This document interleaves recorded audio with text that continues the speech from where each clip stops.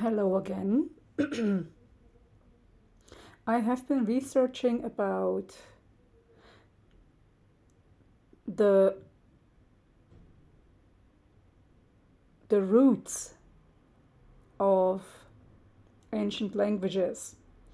That is the Proto-Turkish, the Proto-Sumerian, and the Proto-Indo-European languages.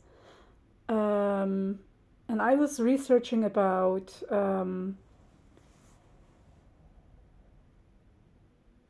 actually the connections between Sumerian and Turkish. And then I found an article about çuvaş and Sumerian. So that made me actually prove that my uralic thesis is right. The language of Sumerian, which is known as the oldest language that has tablets, etc., that actually this language has its root in Uralic.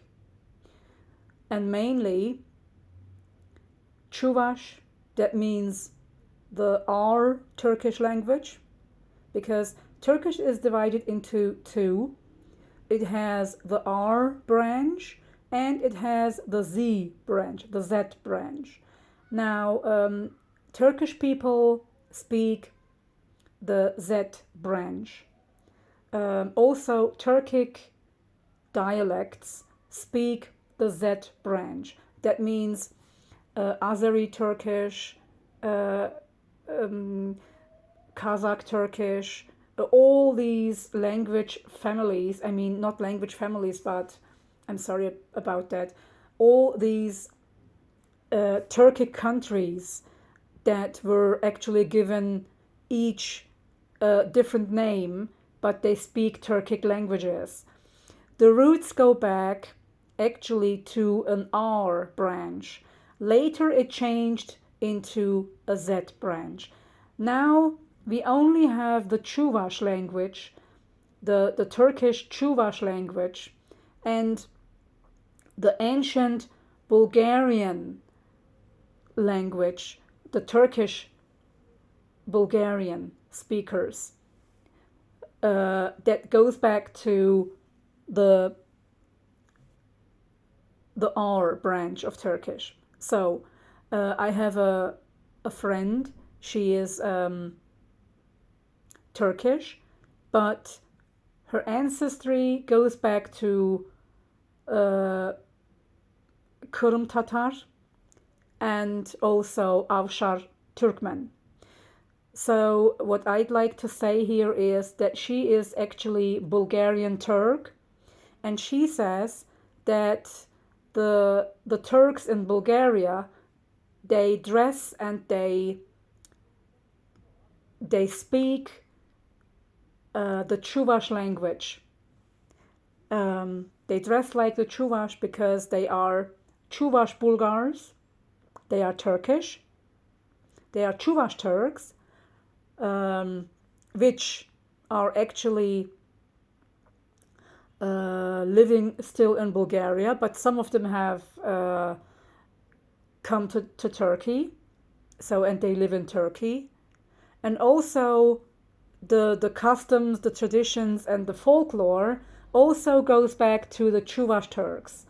So this proves actually that the Proto-Sumerian derives from the Bulgar çuvaş Turkish. That means if Sumerian is 3100 BC, that is about 5,000 years old. Turkish history, I mean the history of Turkish language, the R branch, goes back to at least 6,000 BC. So at least I claim that Turkish is at least 5,000 years old. So I would like to come back here. Now, this is an article by two Greek publishers, scholars. One of them is Evangelos Papakitos, and the other is Ioannis Kenanidis. You know, Kenan is a Turkish word, and most probably his ancestry goes back to Turks.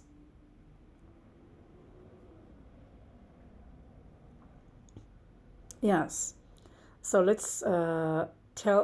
me tell you about the origins of the Sumerian language. Now, why Sumerian? Because Jules Oppert said that there were some tablets found in Central Asia, and they were predated the Sumerian language. So Sumerian must have had a Central Asian root before it came to Mesopotamia. That means that the çuvaş Turks, the Bulgar Turks, they were living in the Urals.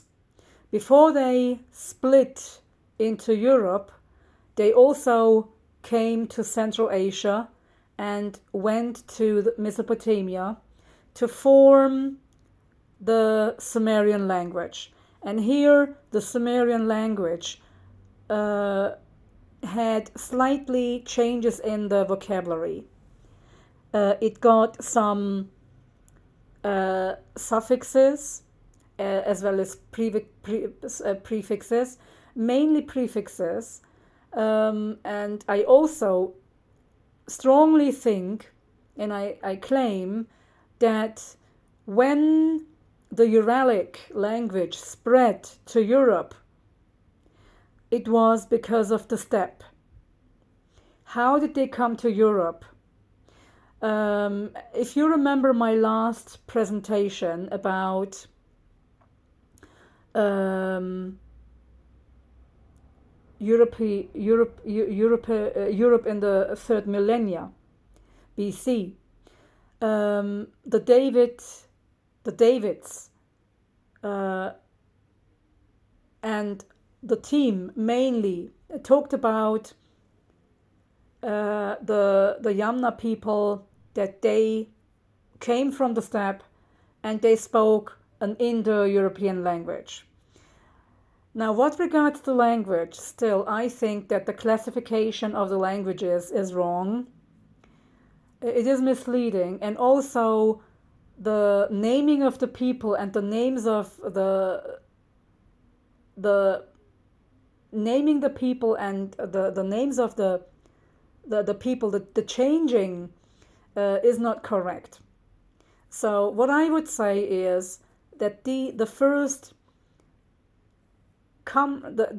incomers to Europe from the steppe were most probably from the Urals and from Siberia, and I strongly think that these were the proto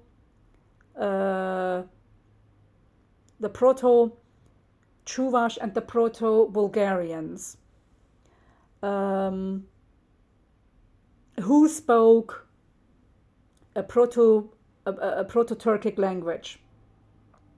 Of course, some steppe people also had other mixtures, other haplogroups as well. But I don't want to dive into haplogroups today, because mainly I want to concentrate on the influence of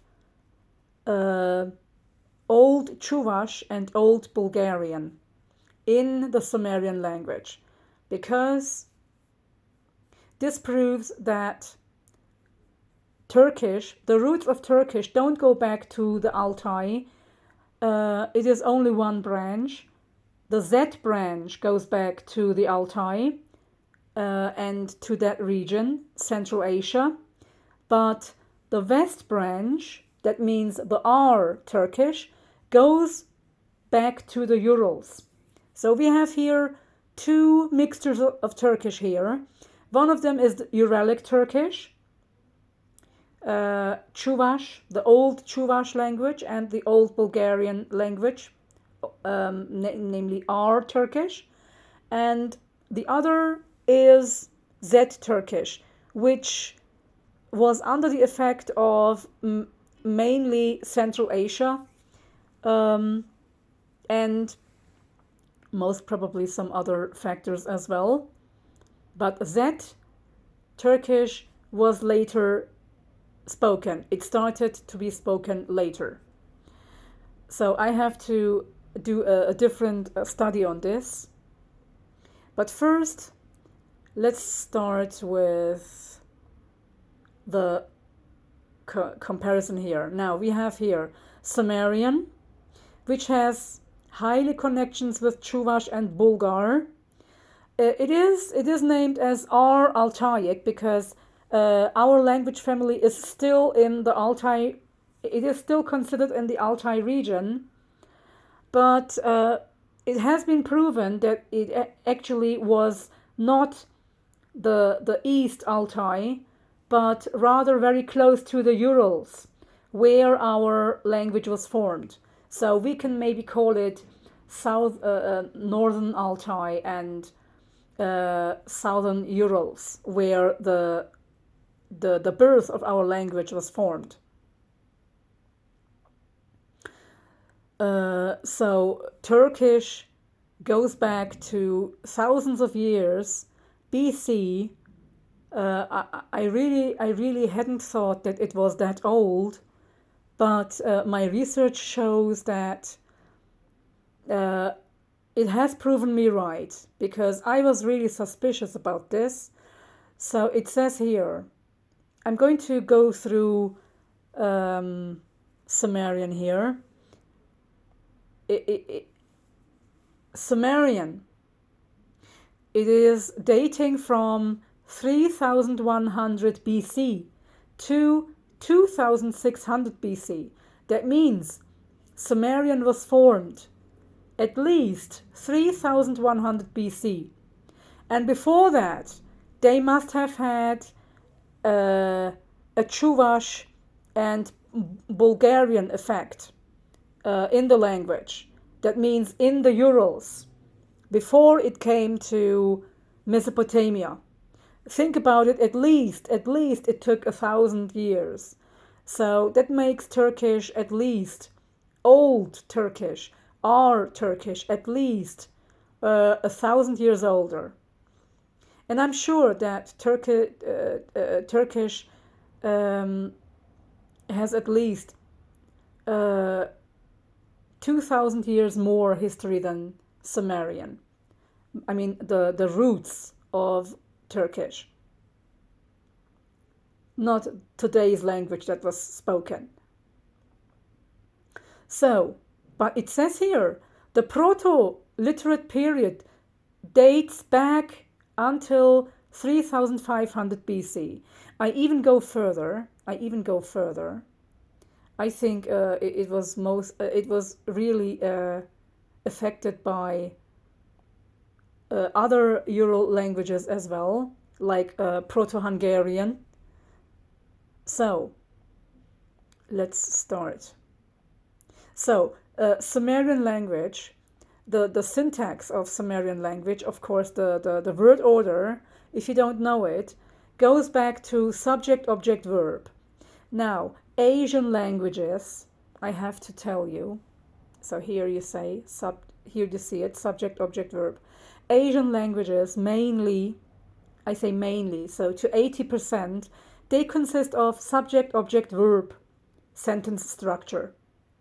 Whereas also in Eastern Europe, if you look at Hungarian, if you look at Old Bulgar, and if you look at some Russian, Turkic languages, they have subject, object, verb sentence structure as well. Of course, in Russia there are lots of Turkic families, and there are Turkish republics as well, like Çuvashistan or Yakutia, etc.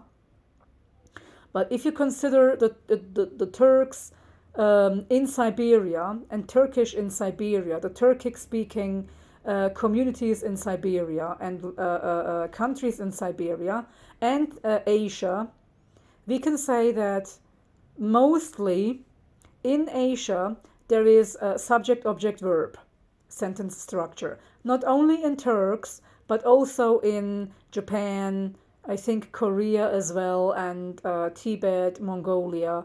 All these languages are subject-object-verb structure. Now, where does it change?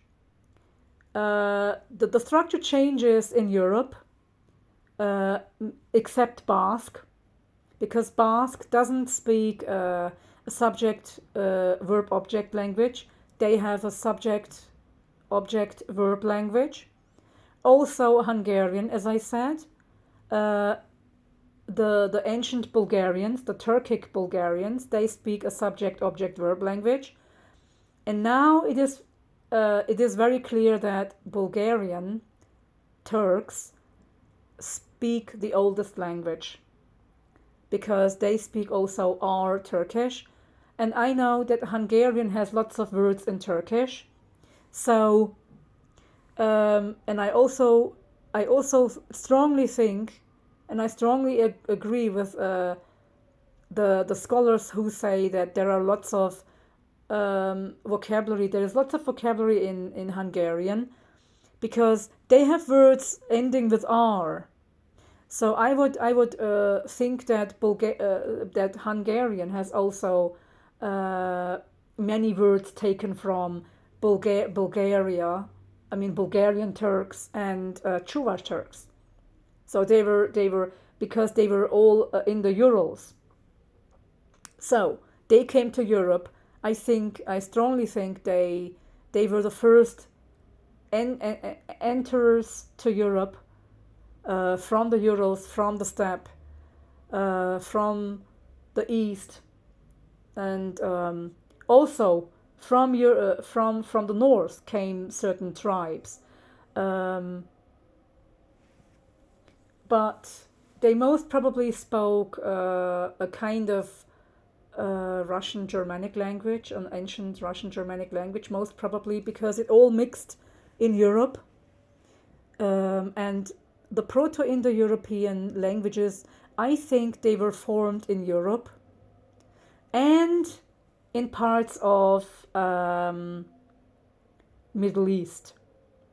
So the Semitic influences, the African influences, the Semitic language, and the Indo-European language, I think, is strongly connected. So they actually form a subject-verb-object structure. And they most probably influenced India as well, because India also speaks a subject-verb-object language. I think it's called Sanskrit. So I will also try to research Sanskrit as well. But as far as I know, India speaks subject-verb-object language, but I'm not sure. So here there are the consonants that Sumerians spoke, and there are some consonants that they used here, A, E, I, O, U. Now, why did Sumerian take prefixes in the words? Because of Akkadian. If you know a little bit of history and languages, you will know that Akkadian influenced Sumerian language. So here you see the influence in Mesopotamia.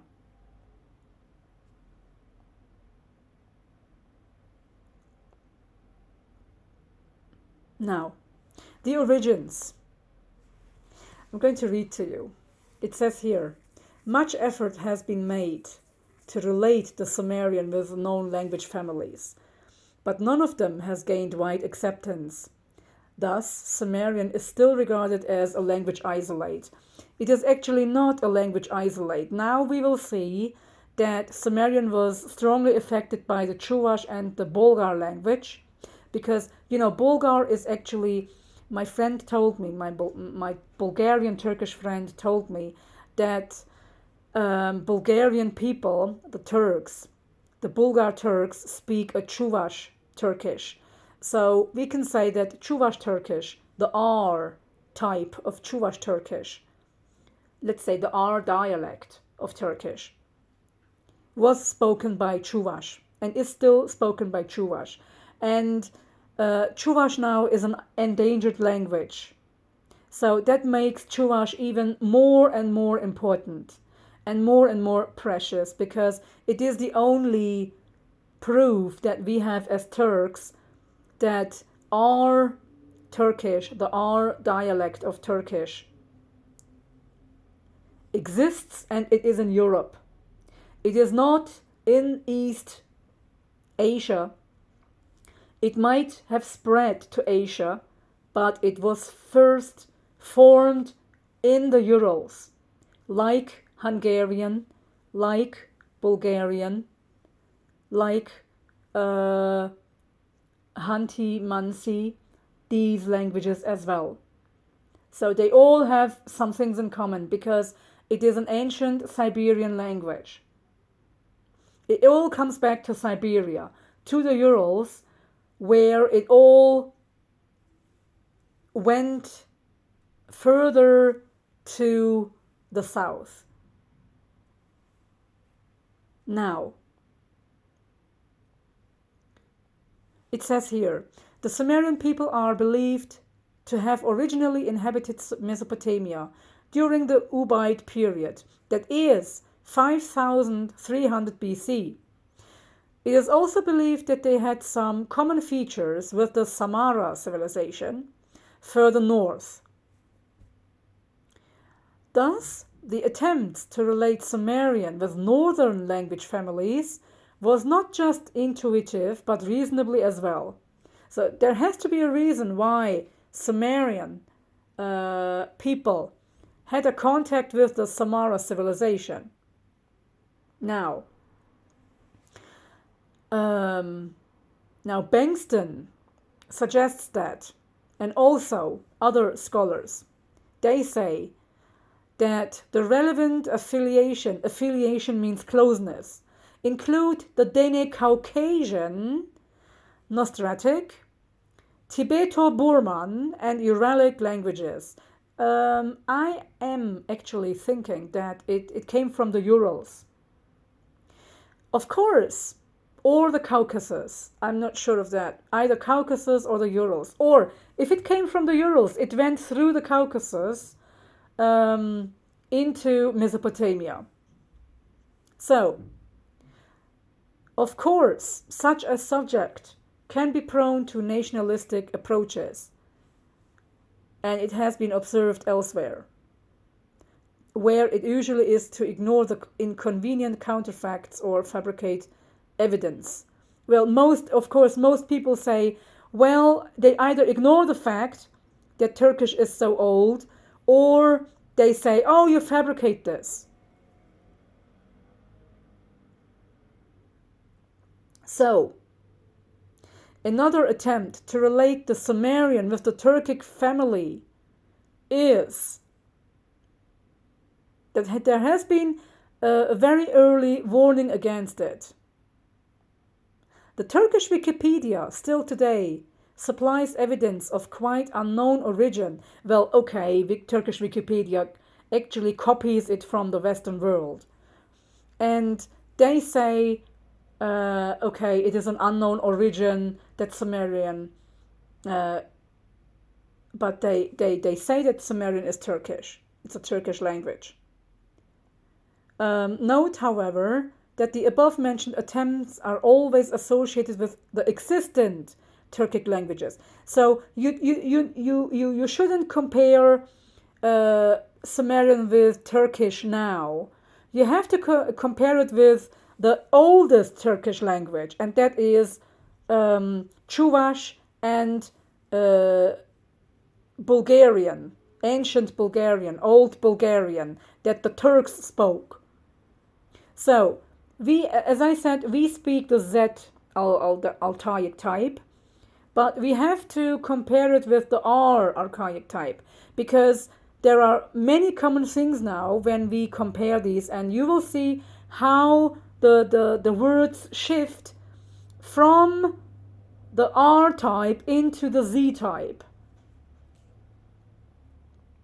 And there are common words in Sumerian. So, now, there is one remaining language that is named either as Turkic or Ugaric Bulgar. So, the Ugaric language is actually a Bulgar language, right? The oldest Turkish language, Ogur, and also the çuvaş we have here. And it belongs to the R Altaic type. As I said, I don't really agree with the Altaic definition here. Well, let's say it is between the Altai and Urals. Yes, that was first spoken in the Urals, in the northern Altai and in the southern Urals. The roots of our Turkish go back. So,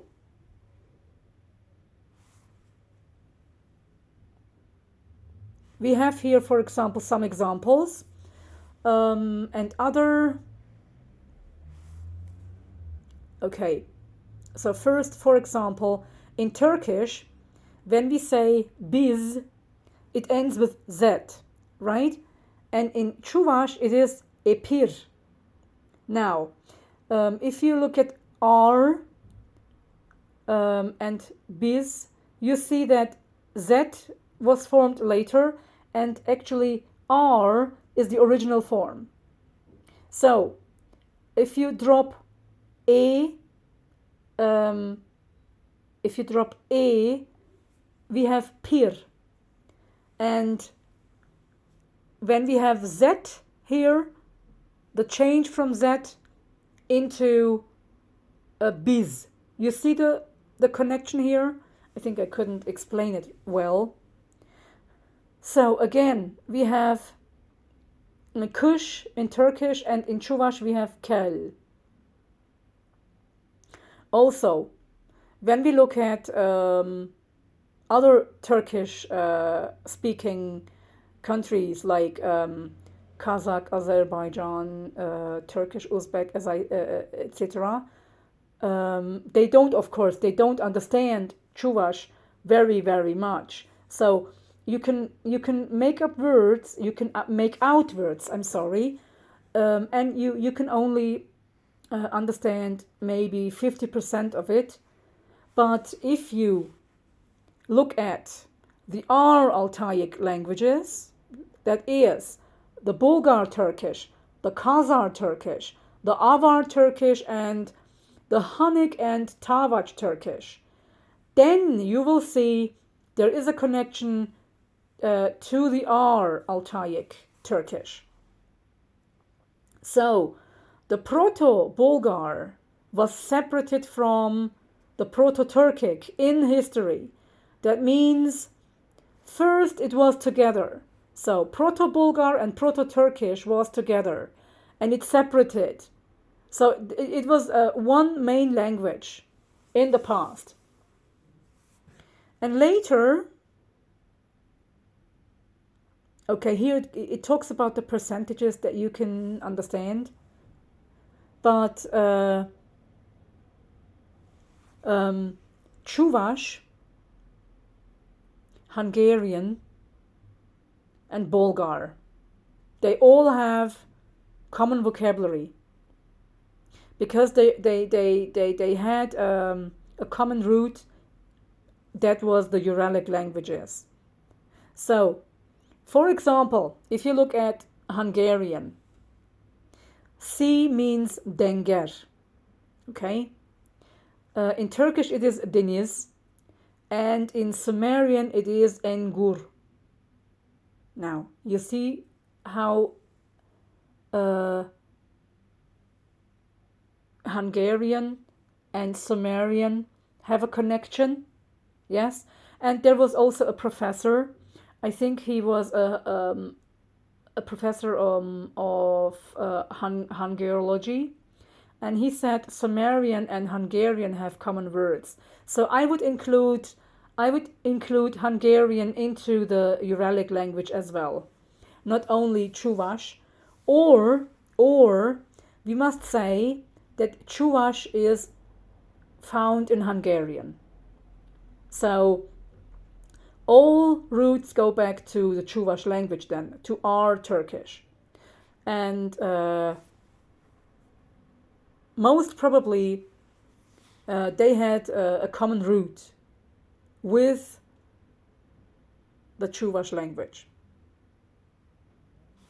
So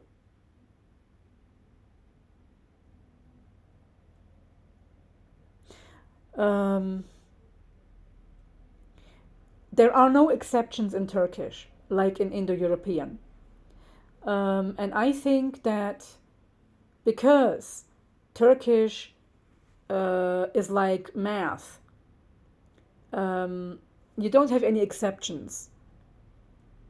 And the agglutinative languages, they are actually very logical in their structure.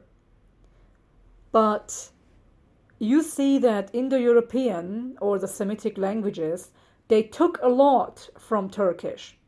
They took a lot of vocabulary from Turkish. I know that in Greek, in Persian, in the Arab language, in Indian, there are loads of Turkish words, Turkish rooted words. And also in the Indo-European languages, we have Turkish stemming words as well. Most probably, they derive from çuvaş or Hungarian or Bulgarian. So that means that Sumerian was actually not the most ancient language. It was maybe the most ancient language in Mesopotamia, which had tablets. So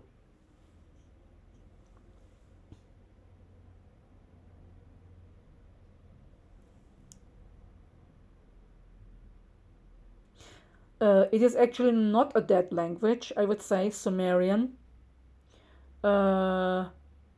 It lives on. Now, this is important. It lives on in çuvaş.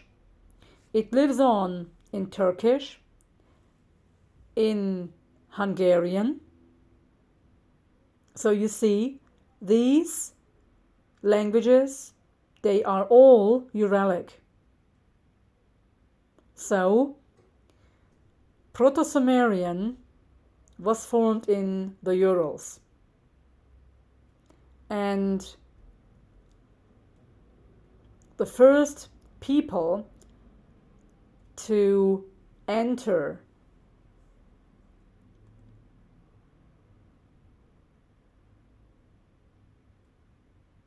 from the steppe or from the Urals to Eastern Europe weren't the Indo-Europeans. They were the Proto-Turks. They were most probably the Proto-Çuvaş, the Proto-Hungarians, the Proto-Bulgarians.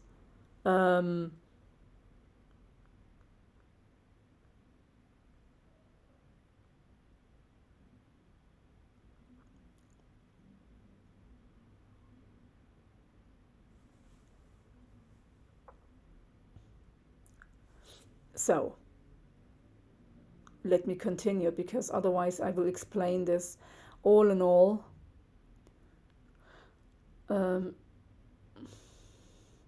So, As I said, it is an agglutinative language, Sumerian. It was an agglutinative language. And it says here,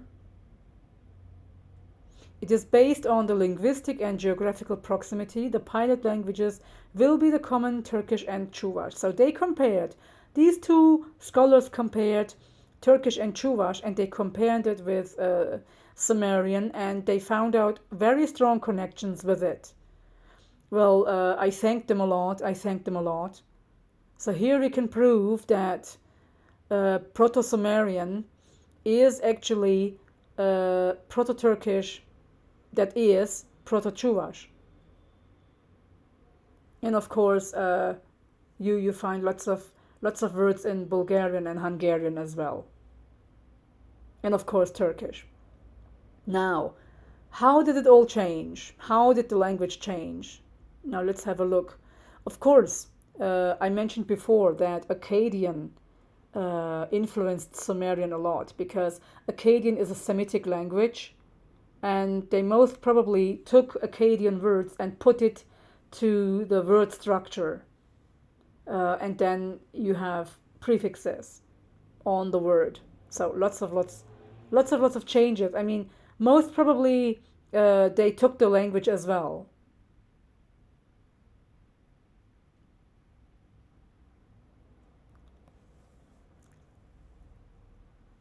Now, there are some rules given here. I'm skipping these because I want to compare the words actually. Okay. It says here,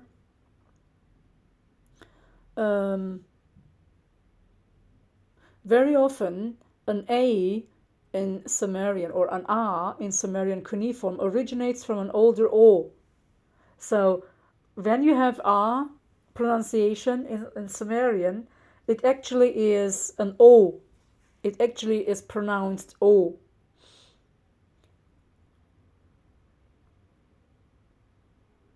Yeah, normally, for example, when you say in Sumerian ara, it means milk. It actually was the original form of oro, right? So oro was the original. And here we have also Greek. So the Greeks took it from Sumerian. They took it from Old Sumerian, which is very close. I don't know how to pronounce this, but it must be Oro or Oros or something like that. So probably, of course, it must have been a loan word from Sumerian. They took lots of words from Turkish and Sumerian, the Greeks. And also Persian took lots of words from Turkish. So you see here how actually Turkish becomes older and older and older as the more you research, the older Turkish gets. That's what I find. Now we have this pronunciation. A, for example, in Sumerian actually originates from A, right? Say, for example, because Akkadians couldn't pronounce A, so they pronounced it like A. Do we have a... Yeah, here for example, we have tezek. Now, tezek is a Turkish word. And in Ukrainian and Greek, you say tizak. So the Ukrainians took it as well, right? And in the Greek language, it is tizak. So because they actually... so a...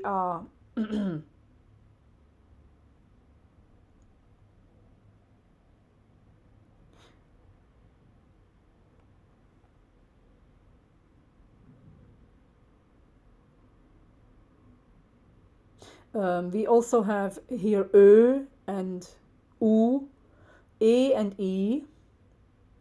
So it is pronounced as U here, But U comes from an older E or E. It should have been a U coming from an E and Ö coming from an E. Now, we will have some examples. By the way, Emesal and Emegir are two dialects of, was it Sumerian or was it çuvaş? I'm not sure, but they are two dialects. And here we have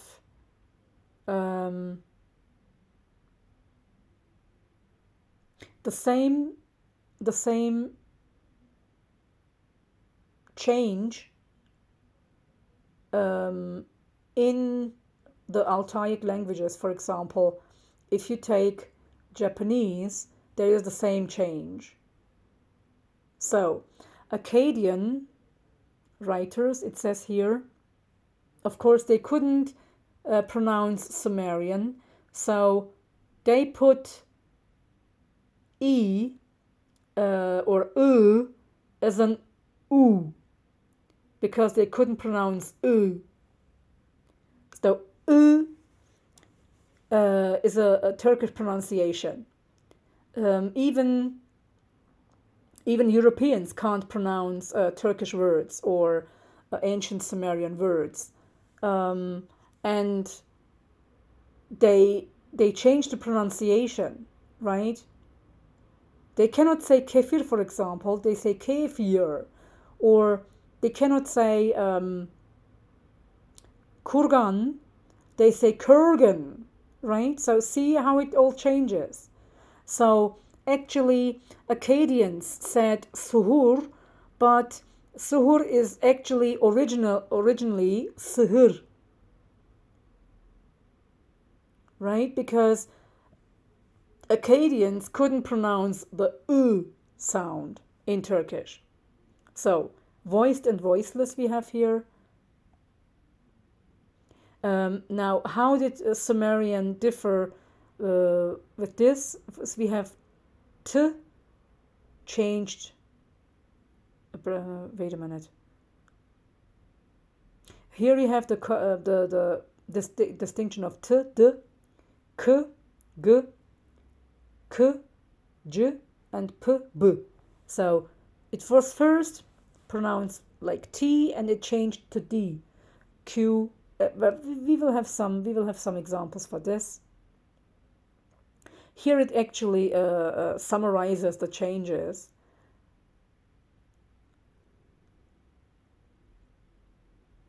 Now, look here, it says, as in all the oldest languages of the world, so in the oldest Sumerian we have velar and palatal phonemes. It seems that there is some confusion in the usage of Latin alphabet. So also Latin took a lot of words from Sumerian. And with this, of course, Latin took a lot of words from the old çuvaş then. This is because Latin was very widespread in Europe. So I strongly believe that the çuvaş language, the old çuvaş language, spread in parts of Europe, and the Latin was formed after çuvaş. So I think I have to compare Latin and çuvaş as well.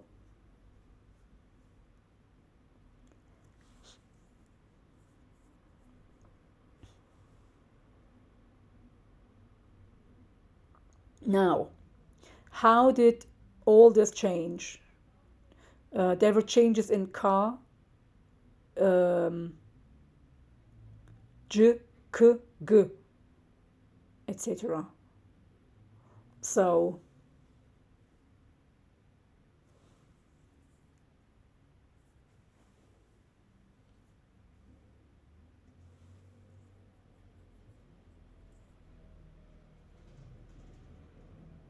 you have to have some examples here, otherwise you won't understand this. It gives you some examples, of course. we have here in Turkish, for the changes of these letters. We have here in Turkic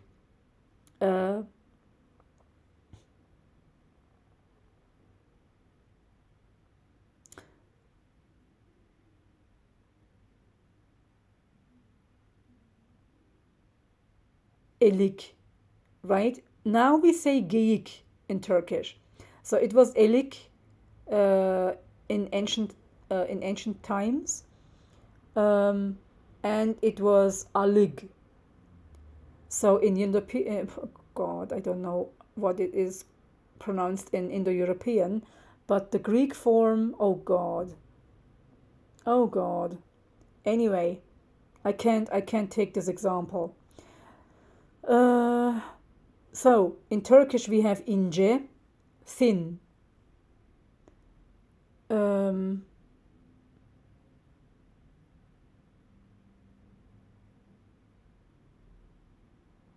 But where is the comparison?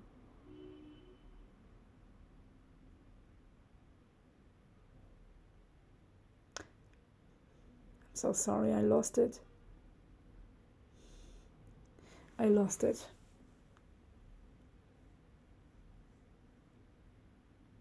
I prepared for this so much. Oh God. No, forget about this example here. Forget about it.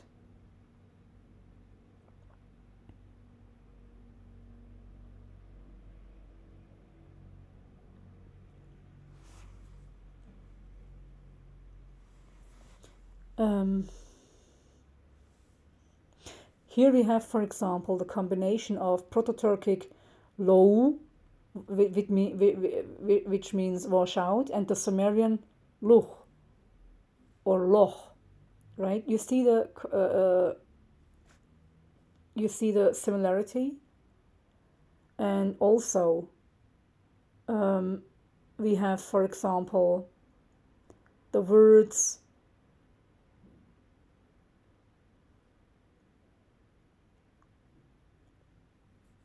like hubaba, which changed into huvava.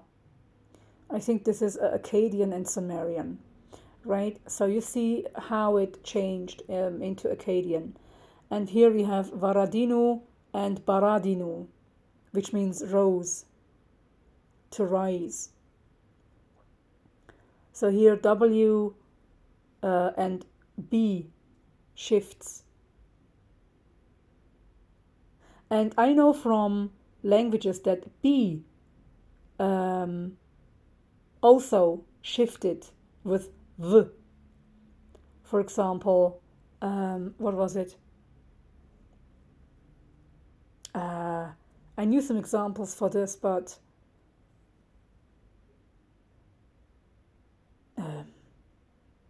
anyway. So we have also Old Sumerian. Old Sumerian we have or we also have and we have and it says here it was converted to M in Amazal. So it says here this kind of version can be found in many languages, including Semitic and Indo-European as well. So we have common features when we have palatals like So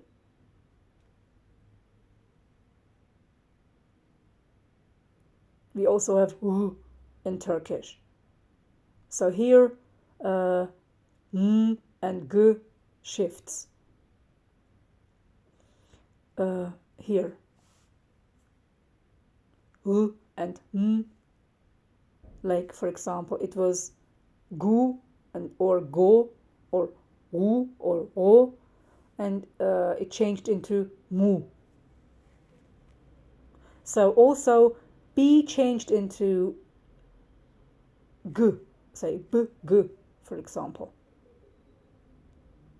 B to g, say for example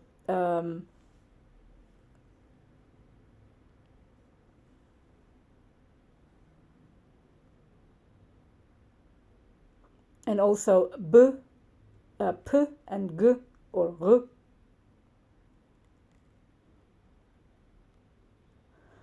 There are also some nasalized sounds.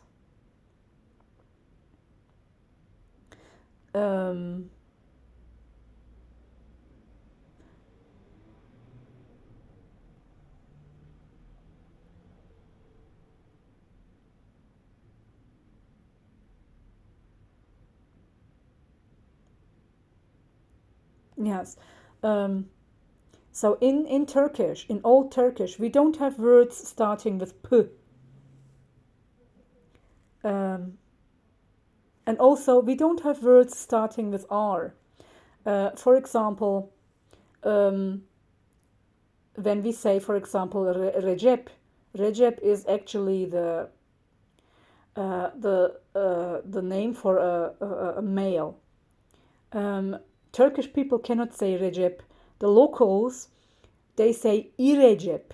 They put an I in front of it, so they start the word with a vowel.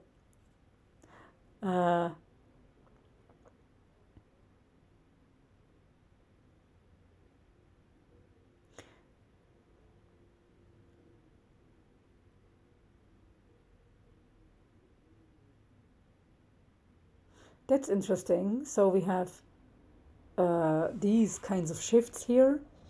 When we have, for example, the modern Turkish languages, and you compare the word arka. So arka means back, and in the oldest form it was garka. It had a consonant in front of it, or garka, garka. And the Sumerian was gorko. And it was written as murgu. So, but it means back. So again, here we have other words like, for example, gara, but ara in Turkish, right? Or gorta, but actually it is orta in Turkish. So you have a consonant before the word. So you see the similarity. Again, we have gorop and murup.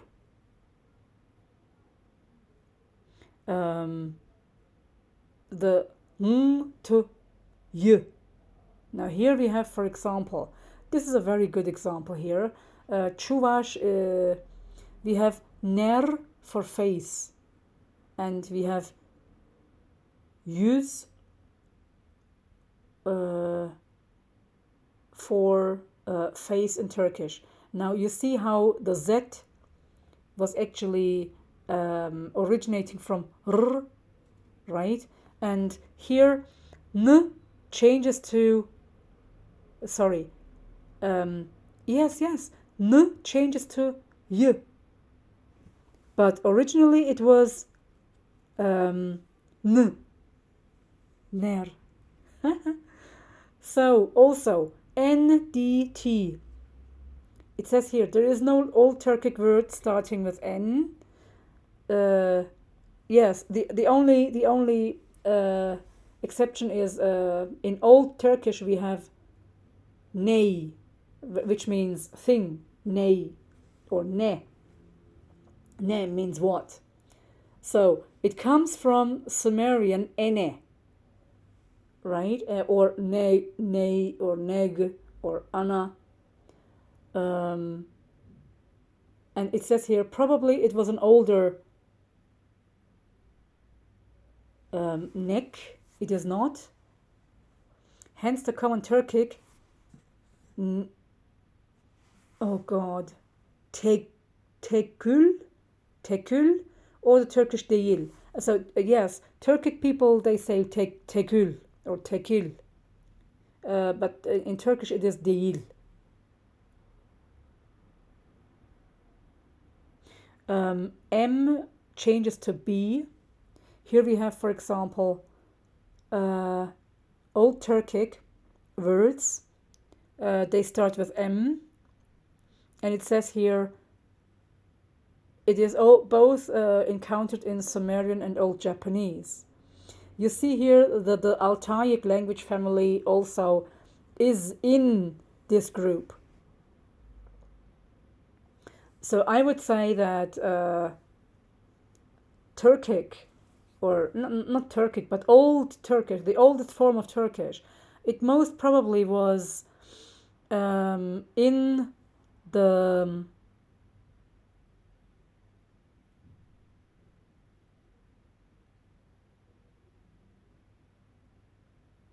it was most probably in the, as I said, in the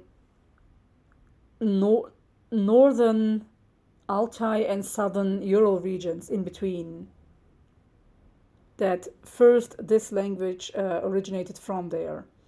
So we have here s and ch, or sh and ch. Let me see the examples. We have here, okay, so look at Japanese wine. We have sake. In Turkish, actually not in Turkish, but in Turkic languages, we have çağır, or çağır, or çakir, which means fermented fruit juice.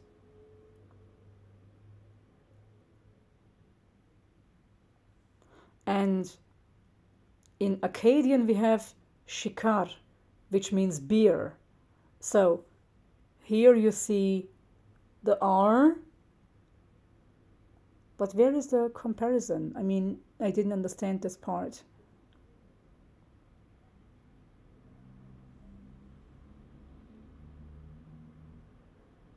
Ah, yeah, okay. So S changed to ch here. That's the comparison, right? You see how it actually fits into the rule here. But also we have in Akkadian we also have sh. So either sh or ch.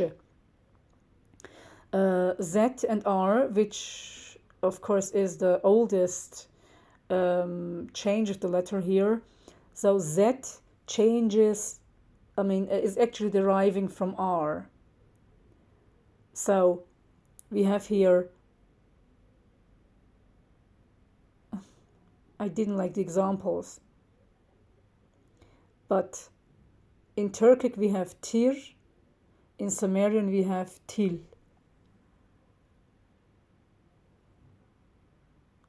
We have sh and l.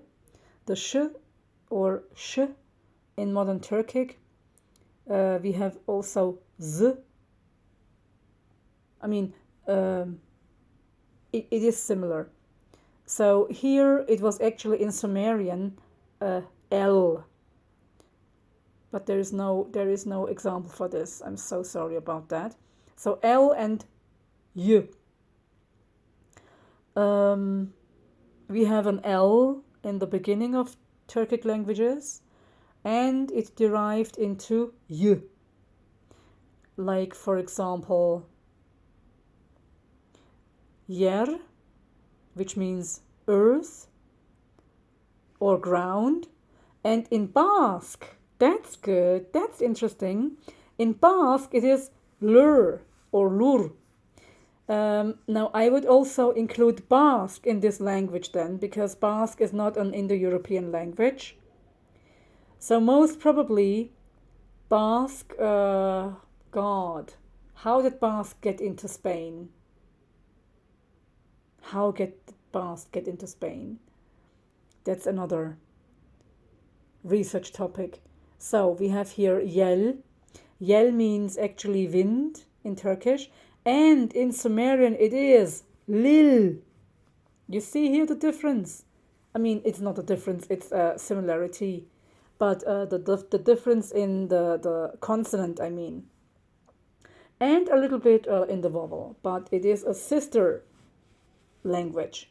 So we have yalan, which means lie. Now here, very interesting, I would say that English took this word from Old Turkish. So we have lol or lyol, from Sumerian lul, and lüge is the German one. Lie is the English one, the English word. So most probably Indo-European languages took this from Proto-Turkish. So you see, if they take words from your language, this means that your language is actually more rooted, more practical, and older. That's what I really think. It is older. We have here yepre, which means actually yıpranmak. In Turkish we have a word like yıpranmak, which means actually to become old or to becoming old and weary. So in Sumerian it is written like libir. You see here how Y is actually shifting into libir, L in Old Sumerian. We have yağız, which is the color of soil, brown, and in Sumerian we have lag. Also, it has a combination with soil. So the y and s combination we have here. So in the initial y of the older Sumerian words, it says here, and s in the Sumerian form. For example, we have sar in Sumerian.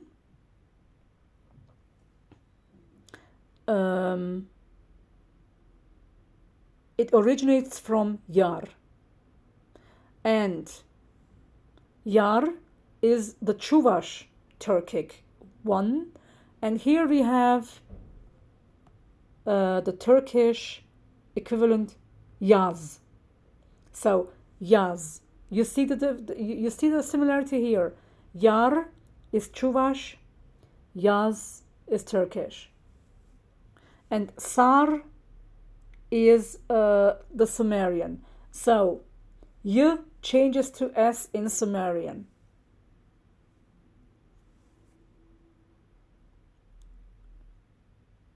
That's a great comparison. I'm so thankful that these Greek guys did this analysis. This proves my theory is right. So here we have, for example, in Yakut, we have, for example, yıldız. We say yıldız, and in Yakut, Turkish, they don't say yıldız. They start the word star with an S. So most probably, the European languages also took star from our language, because we have yıldız. Maybe it was yıldır. The original form was yıldır, and it changed to, maybe it was sıldır or something like that. Sıldır or something like that in Yakut, and star became the Indo-European word.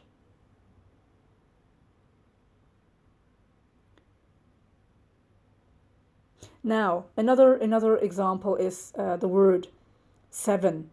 Now, seven is in Yakut sette, right? So sette, can you see this?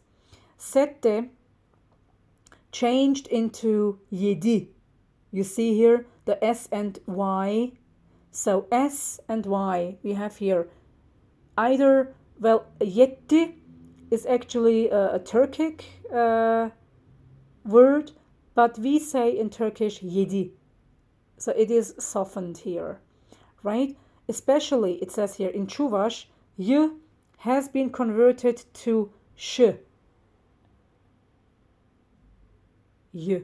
So they say 7. That means 7, right? And S most probably changed to Y here. I mean, sorry. D changed to V here, in a way. So, 7. It is like in Italian, you see, sei is 6, sette is 7, like in Italian. So the Italians took it from Old Turkish, from çuvaş. So Latin. This must be Latin.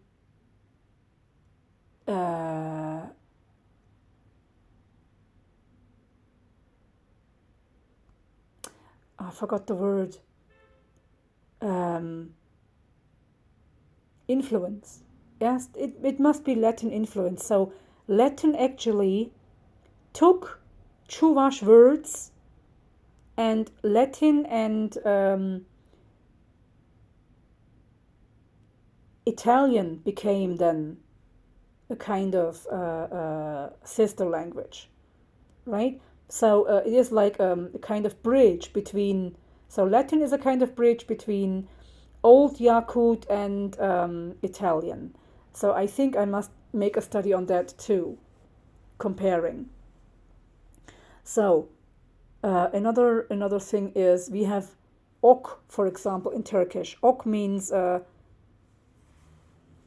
arrow, right? And yok was actually the original one. The Turkic one is yok. And here we have the Sumerian one, shukur.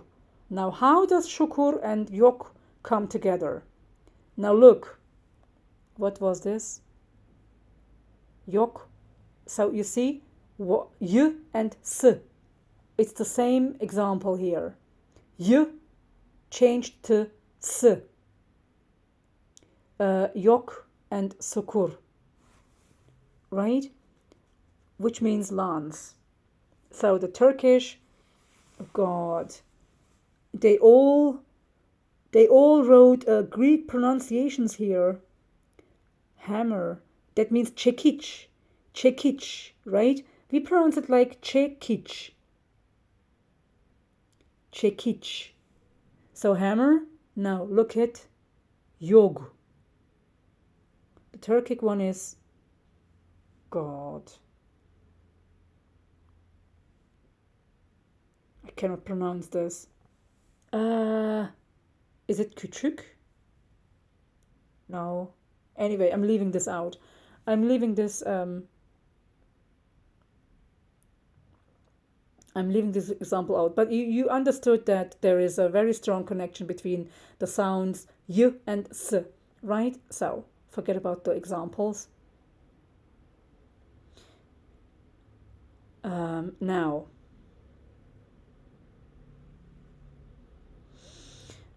we also have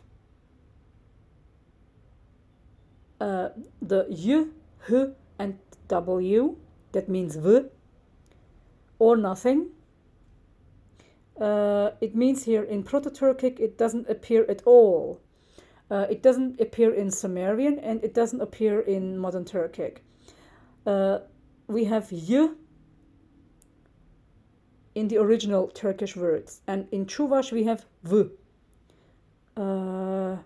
Like for example, we have in çuvaş var. In Proto-Turkic we have ver. In Turkish we have the word öz, and in Sumerian we have the word urum. So öz and urum.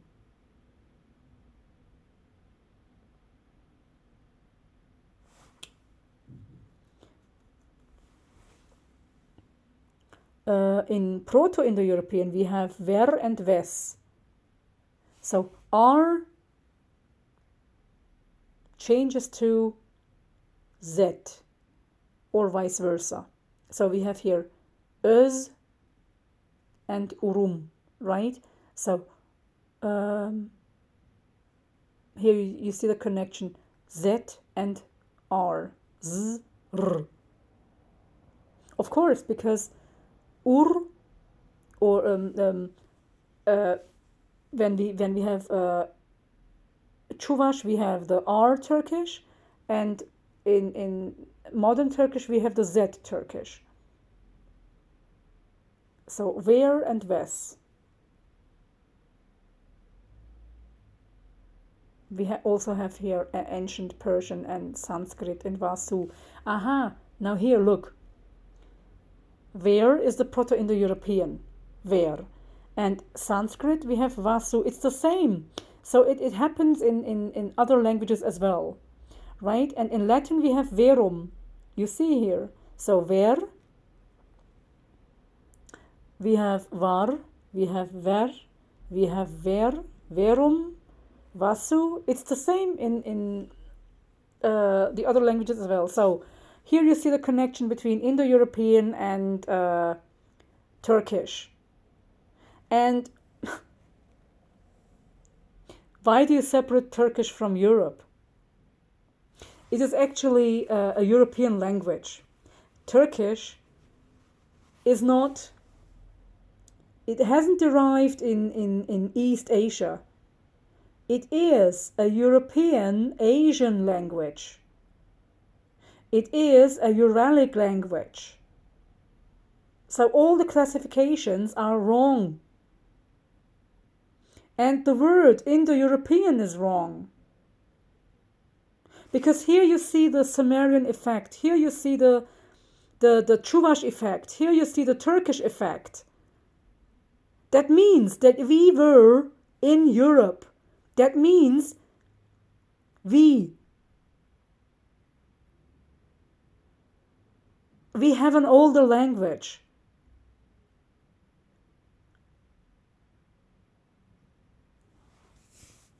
And you took the words from us. This is the fact. And what is another fact? That we changed our R dialect to an S or Z dialect. So when we want to find the roots of this Turkish word, we have to change the Z's into R's. And then we come to the oldest form of Turkish. And maybe we will find more common things with Indo-European words. So your classification is all wrong. Okay, now we have the V and HV. In Sumerian we have V as HV. And that's how actually Sumerian affected the Indo-European languages. Here you see, for example,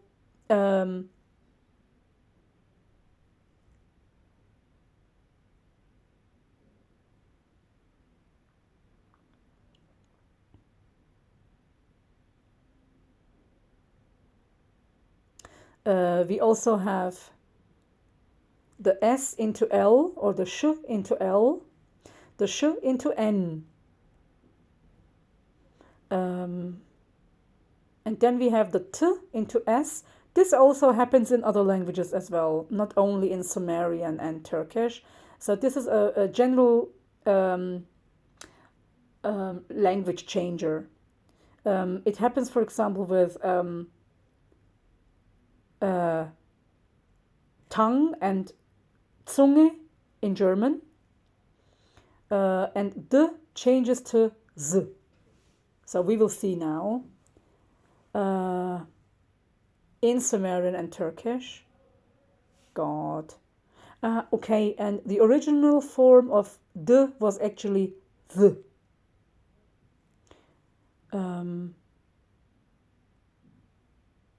There must be some examples. Okay, so Z was actually pronounced the or th. And the equivalent of th or the in Sumerian is d. You see here, actually, this is a Semitic effect here, because in Arabic, I think you also find words like th or the.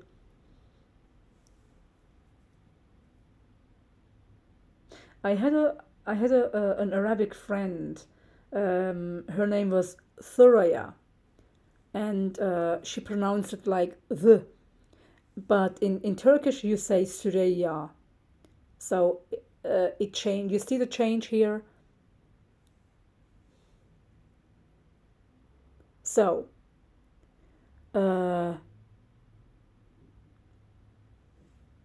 here we have, of course, after, anyway, this is not important. What y,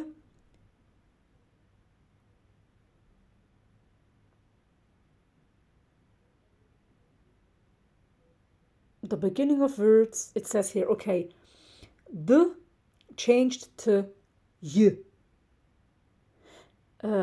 later in Turkish. And in Sumerian, z originated from d.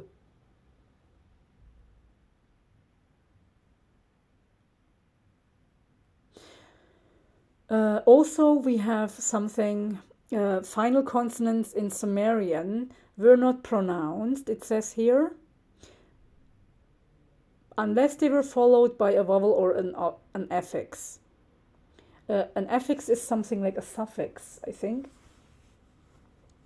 So only when the word ended in a nasal consonant, this one would leave a trace of nasalization, it says, like the nasalization of French. So this nasalization seemed like a most probably, or we have in Turkish. And here we have the nasal consonants here, and So in L, we have here the Sumerian L was pronounced retroflex. I don't know what that means, retroflex. And then we have no R. So in Turkish and in Old Sumerian and in Proto-Turkic, we had names starting with R. But later it developed into İrecep. They cannot say Recep, they have to say İrecep. So this actually is a word loan. We took it from other languages. We cannot pronounce it. So h and most probably the Sumerian h was pronounced like close to a Greek. I don't know how you pronounce this in Greek, but most probably h. Laryngeal, it says here. The original h was lost in the Sumerian cuneiform, where h almost always originated from an older g. Yeah, so they took it from g, actually, right? So it later changed into ch, or something like that, or ch, or h. So we have here other pronunciations in consonants. I'm skipping this.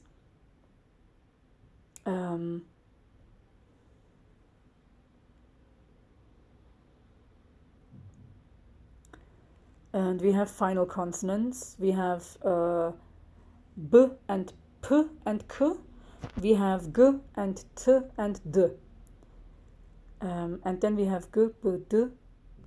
Okay, in the ending of words, this is the final consonants ended like this.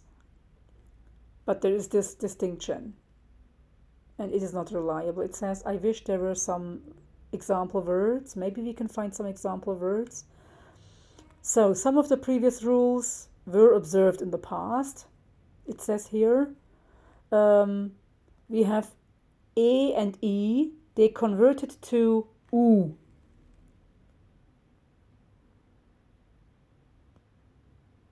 And sometimes U in Sumerian could have been a Y or an Ö, and an E and an E.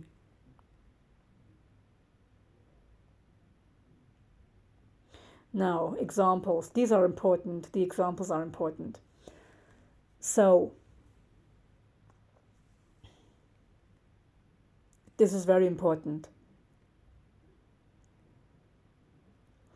So it compares the main languages, the similarity of the languages, and we have here Sumerian can be classified, very, very important, mainly as an altaic language, that is Proto-Bulgar, related more to çuvaş than to any Turkic one. So it is a Turkic language. It is a Turkish çuvaş language. It is a Proto-Bulgar language because Proto-Bulgar is very close to çuvaş, and çuvaş is very close to Sumerian.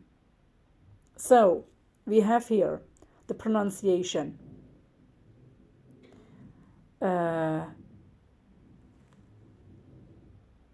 When we have endings in Sumerian or in Proto-Turkic, we have, for example, endings with or o.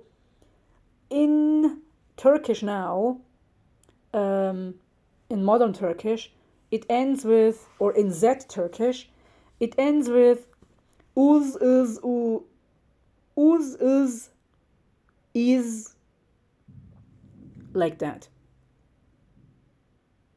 And then we have an old Sumerian affix, which is lim, or yes, it's lim. And in Turkish, it is lan. Now, when you consider, for example, wild animals, in Sumerian, we have kilim, lulim, alim, right? And in Turkish, we have lan instead of it. For example, arslan, kaplan, yılan. So beautiful, so beautiful. My language is so beautiful. It only shows you how useful and how flexible Turkish is. You can apply it everywhere.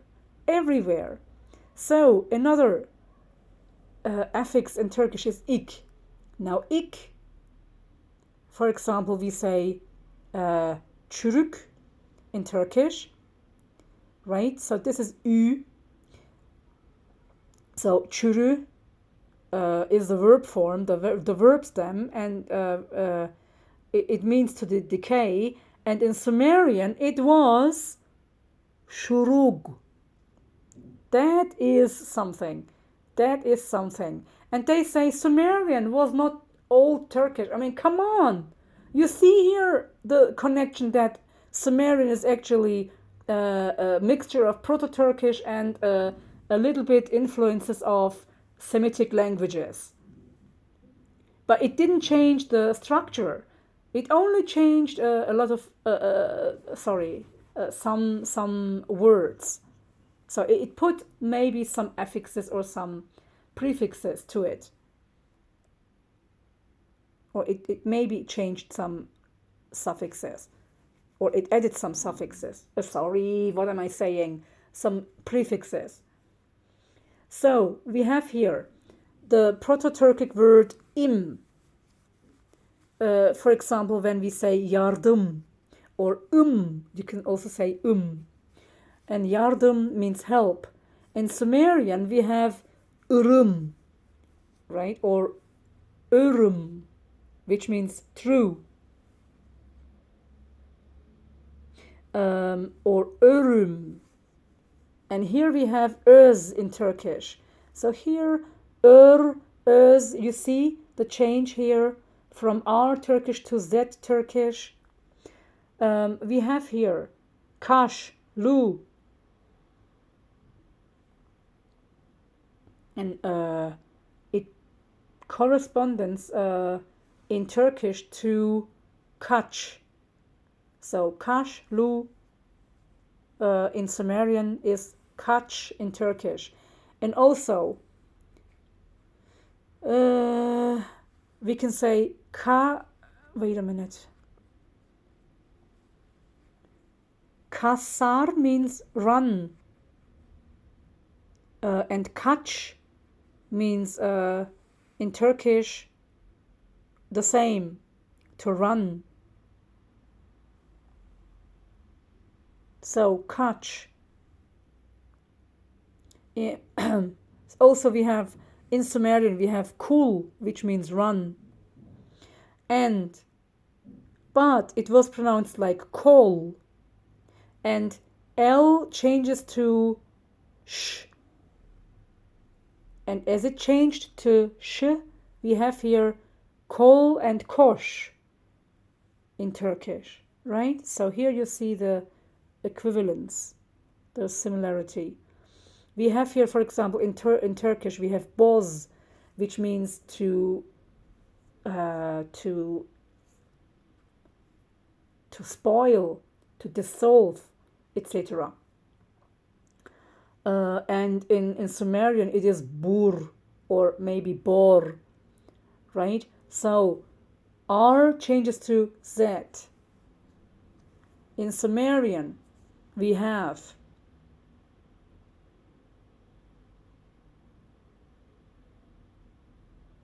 okay, we have dah, which means daha. We call it daha in Turkish. In Old Turkish, it was tahı. Tahı.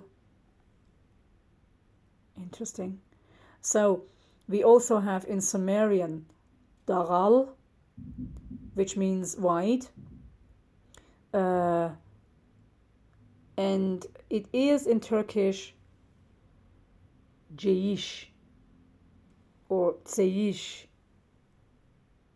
But why? This doesn't make sense. There must be another word for it. In çuvaş we have, for example, push, which means head. And in Turkish we have baş.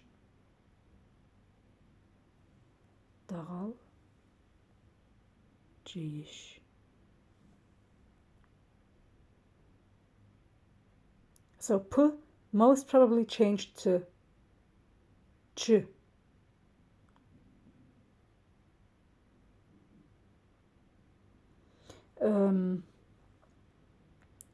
So we have also buru in Basque. You see here buru and baş. It is not coincidence. It is not coincidence. When we have in Basque buru, and when we have in Sumerian palil, when we have in Turkish baş, when we have in çuvaş push, this is not coincidence. It all means head.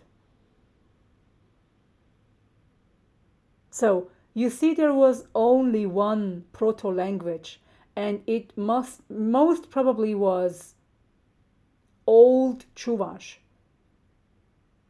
Most probably. An ancient language spoken in Uralic, which spread all over Eastern Europe. It all affected our languages, all language families.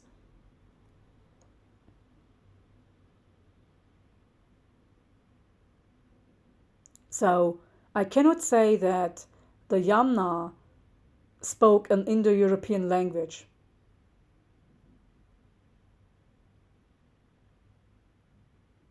You see here why. Now we have here, for example, in çuvaş, we have vush, right, which means hunger. And in Sumerian, it is ushim or ishim. And in Turkish, it is aç. You see here the similarity. Also, we have in Turkish ad, and in Sumerian we have ad. In Turkish we have et. In çuvaş we have üt. In Sumerian we have uzu. Now you see here, z and t is in many languages there is a Z and T or S and T change in consonants. And it is because of Sumerian. We say uzuv. Uzuv means actually the body parts in Turkish. So we also have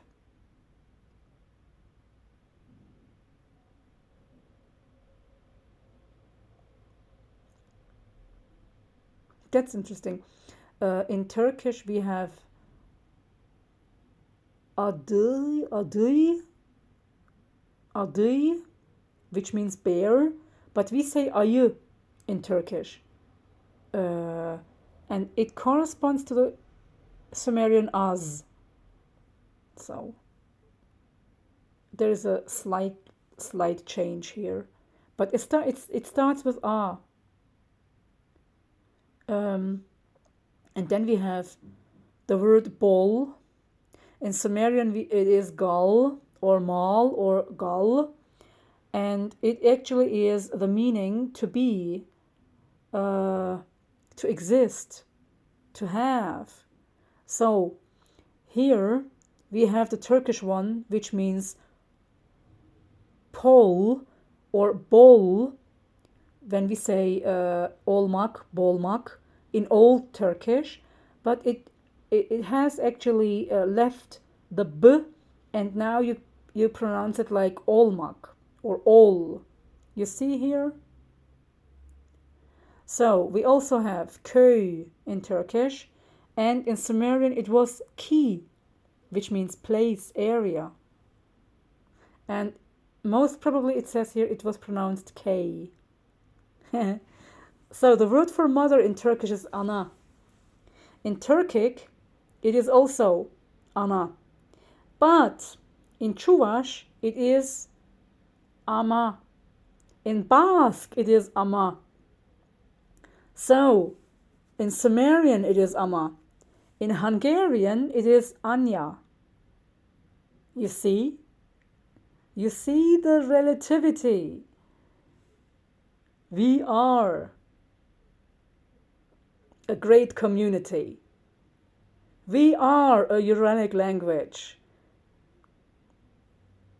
Oh, let's say, like this article said, the R altaic, Bulgar çuvaş descendants, Turkic descendants. And most probably you all took from our vocabulary. And it was an agglutinative language.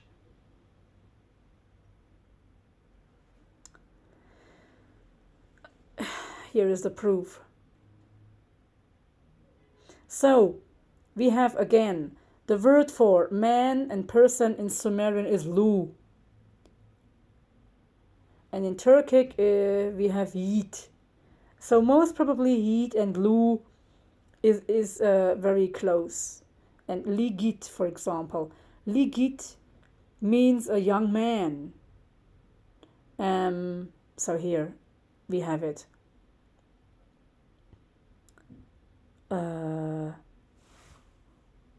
And in Turkish or in Turkic we have the word tanrı, which or in the original form was tengri, tegeri or tegri. And we have in Sumerian digir and its derivations.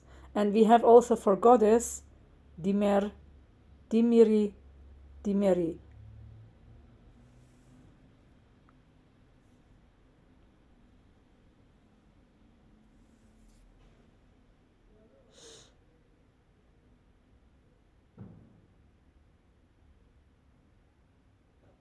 Most probably the goddess deity. They have a word like deity right here. The deity. They took it from Sumerian.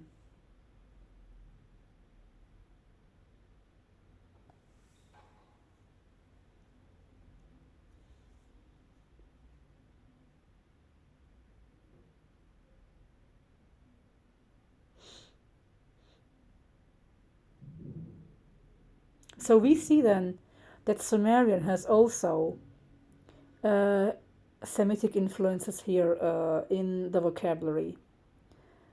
Because if you took deity from us, there must have been a certain, most probably Indic or Semitic influence here.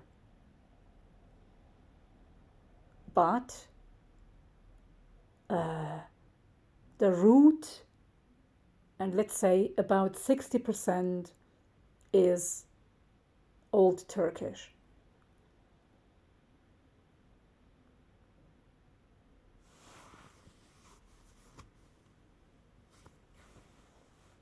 We have here, for example, kug in Sumerian, which means silver. Now, kug, silver. In Turkish, it is gümüş. You see here, gümüş. Why did we take mish? Because it says here the Turkish silver is older, because the Turkic vowel harmony would change E into Y and not the opposite. But why did they take mish here? They took it because of it means to shine. Mul, it means shine. So kumul most probably was taken from Turkish. It means gümüş, right? It makes sense. So again, we have tug here. Tug means textile, garment in Sumerian. Tuku means to weave. We have dokumak in Turkish. Doku, right? Tug, dok, tuku, dokumak, to weave. So it is doku, not toku, right? But it can be toku because in the Turkic languages, d is pronounced like t. So we also have deve in Turkish and tevei in other languages, in other Turkic languages. But it says here the oldest is tevei, which means camel. In Sumerian, it is dibit. You see here how b changes into v. That was my example, right? Because I know that from other languages that b changed in time into v. So a and e also change here. So another example it says here is,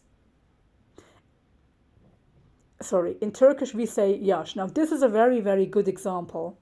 I think personally that the oldest form of yaş is year or yar in the Indo-European language, because we have changed it into yaş, right? Or we have changed it into yıl. Yıl can also be possible. So shul, young man. We have yaş,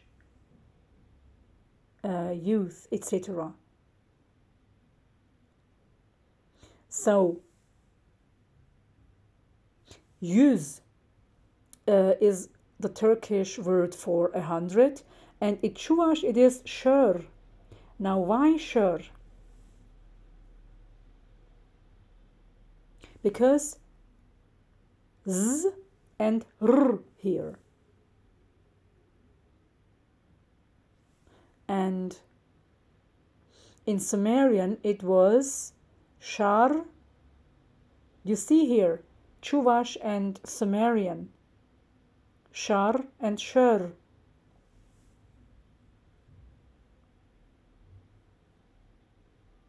Why didn't we take the sh? Most probably sh changed into y. Okay, so I have almost finished.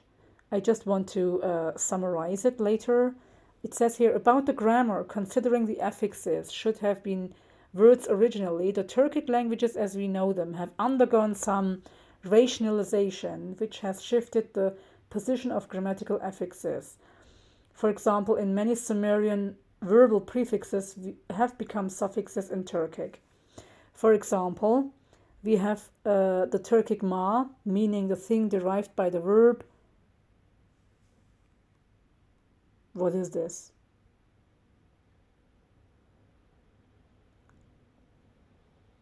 Fatni, it's not. God, Khatma, whatever it may be, Khat of Sumerian is ba. God. The Turkic maz. So anyway, we have suffixes here, right? So these are suffixes that were taken from Sumerian. So we have ma, we have maz. Maz changes the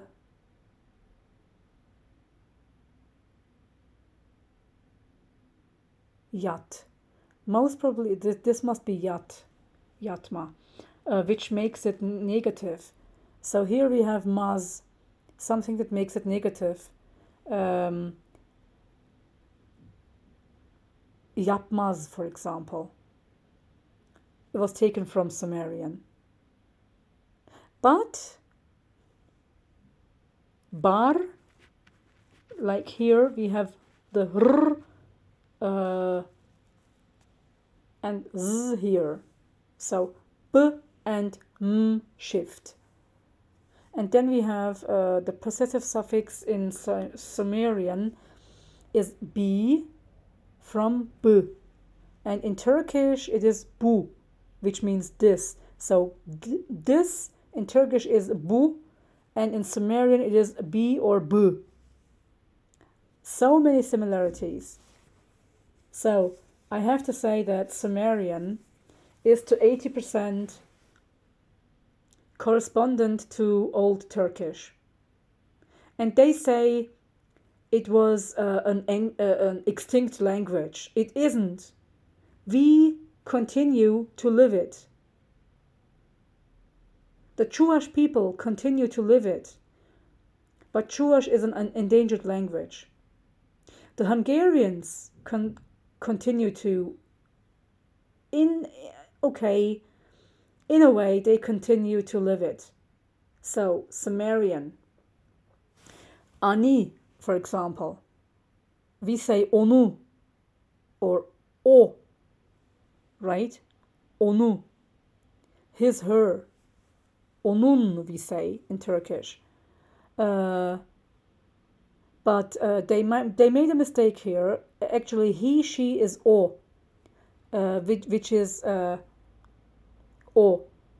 But in Turkish, when we say his, her, it means onu, onun, right? So very, very similar.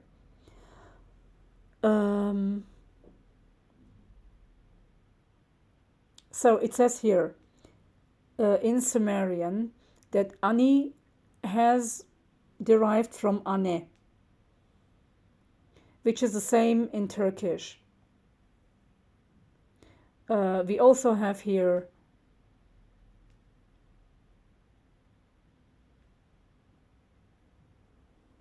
other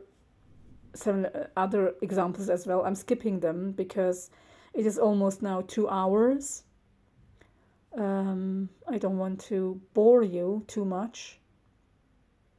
I hope I made it somewhat understandable. And there is something here.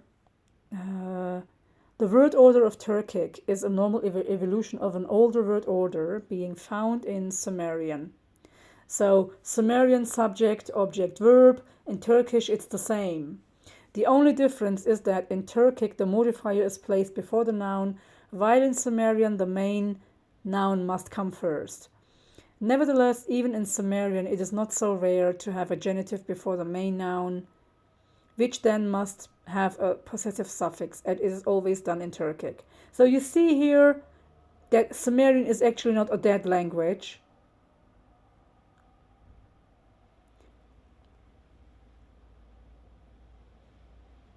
The East Europeans, that means the Bulgars, the Balkan Turks, the Turks themselves, the Turkic languages, they continue to live Sumerian.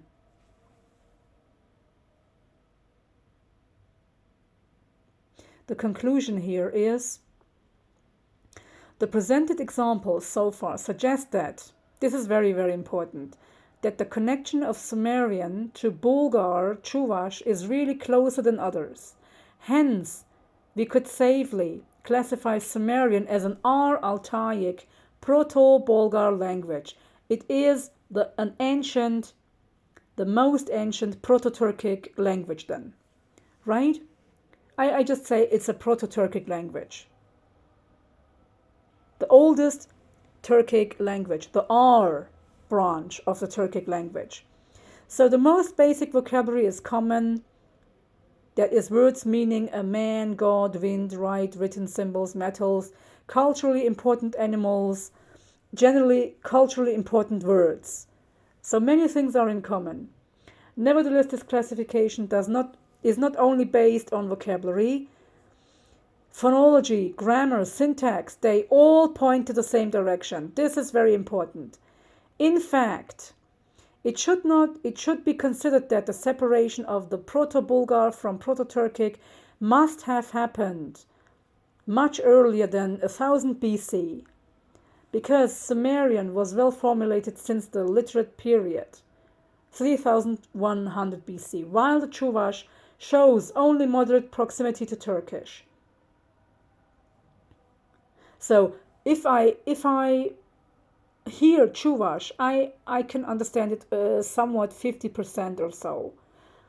It's the same with Uzbek language, right? I would understand 50% or so. Hence, the proposed language family is the Bulgar as an altaic language, having the Sumerian as its oldest known member, and the çuvaş, probably the Basque too, as its modern one. This is so wonderful. Of course, it gives here that this is only a study, but I am sure that this is to 60%, 70% proven that now Turkish is the continuation of Sumerian, let's say Proto-Sumerian. That's a better explanation for it. Yes, thank you for listening. This was it. I hope I made myself understandable. So my last words will be that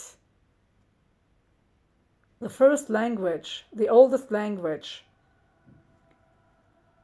was not Indo-European, it was Proto-Sumerian, and that is